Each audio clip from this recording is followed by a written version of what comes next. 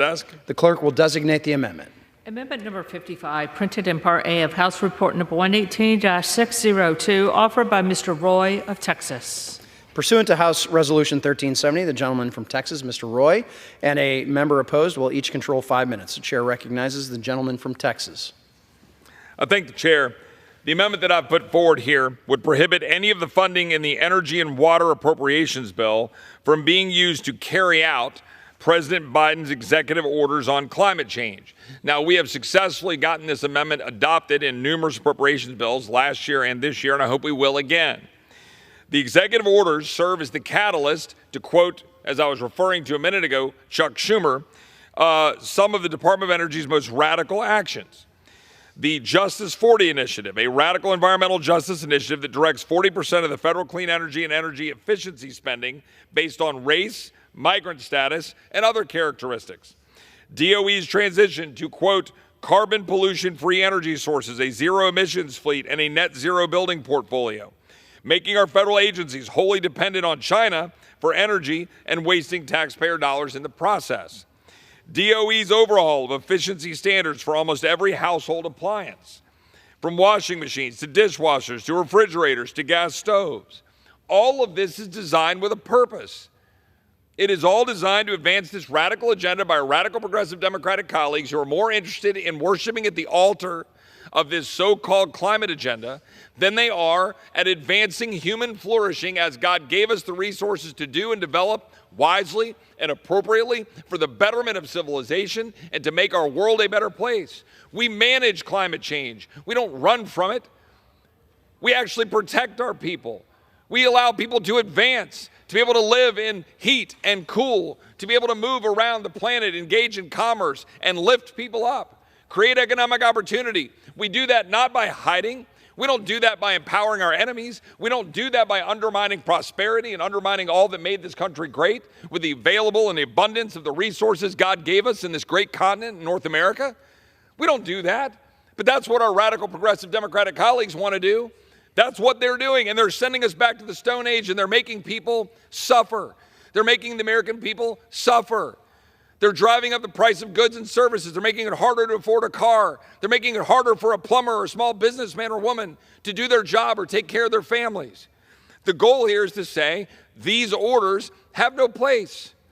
Congress has a role here in telling the administration, you have yet again overstepped your bounds. You're ignoring the court on student loans. You're making up policies on a daily basis, endangering Americans with wide open borders. You're allowing Americans to get killed, fentanyl to pour into our communities. And here, with this radical agenda, you are bankrupting the hardworking American family that made this country great. That is the purpose of the amendment, and with that, I will reserve. Gentleman reserved. For what purpose does the gentlewoman from Ohio rise? Mr. Chairman, I ask to speak in opposition. You're recognized for 5 minutes. I thank the gentleman. Thank you, Mr. Chair. I rise in strong opposition to this amendment. America can't live in the past. We have to adapt to the new reality.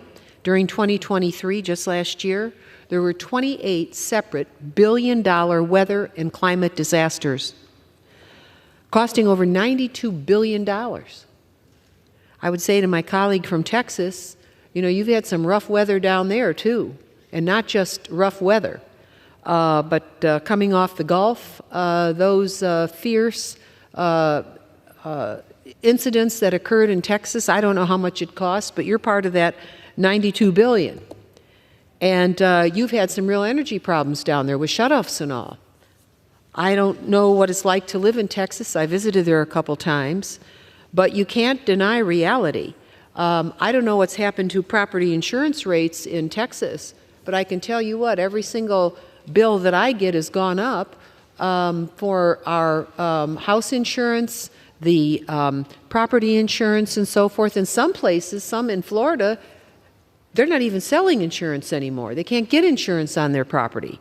So these incidents are severe, and there have already been 15 confirmed billion-dollar weather and climate disasters this year. So let's look at reality.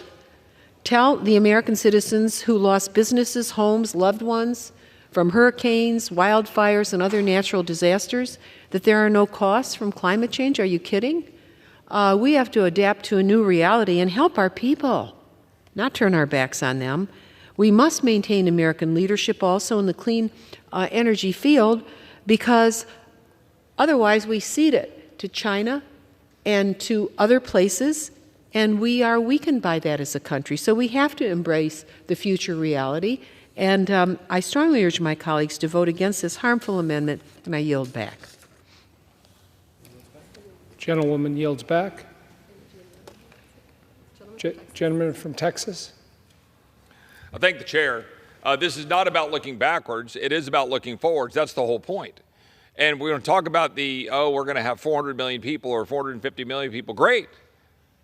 Fine. We should grow as a country. By the way, we should have more kids. Different conversation, different debate. But let's grow as a country. Fantastic. But you know what you need? Power. Do you know what building we're sitting in right now? One powered by natural gas. Do you know what most of the hospitals and the places in Texas that are functioning right now in the great state of Texas are powered by? Natural gas. Do you know what we could be powered more by? Nuclear. You know why we're not? Crazy ideas, mostly from radical progressive Democrats who don't want to deal with the fact that we could actually safely have nuclear power. But the fact is, instead, we want to litter our continent with wind farms and solar farms, which are inefficient and unreliable, demonstrably and provenly so. That's the truth. The fact here is we just want to have reliable power. And even if you accept this trope that somehow we're having significantly more storms, how much time? I got about a minute. I'll yield quickly. I just want to know, I've read that Texas has a lot of wind farms and so forth. We do. You're saying none of them are any good? I would reclaiming my time. Yes, Texas has significantly more wind and solar than a lot of other places in the world because we embrace the all of the above approach. And no, I don't believe that's a good thing. No, I don't believe that a third of our grid in Texas should be wind and solar. You want to know why Texas is now more wind and solar? Yes, we started it, but guess what? Feds are subsidizing the hell out of it. They're making it to where it is not cost effective to be able to go build more natural gas and coal. And that's destroying our country. The federal government is making it to where Texas and other states cannot have reliable power. That's the truth. You're causing taxes on the American people, making our grid unreliable, and this trope about storms is garbage. The fact is, over the last century, many, many more lives have been saved because of the availability of reliable power than there were a century ago when, for example, a hurricane demolished Galveston long before there was any kind of fossil fuel issue. I yield back. Gentleman yields back.